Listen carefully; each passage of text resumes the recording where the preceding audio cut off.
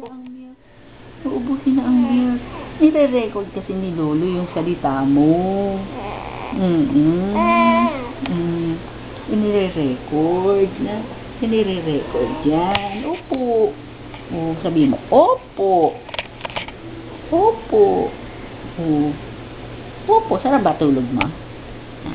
Sarap ang tulog mo? Opo. Masarap ang tulog ni Iya? Ha? O. Tingnan mo, big na yung body ni Iya. Lapad. Opo. Kasi lakas ng milk. Lakas mag-drink ng milk.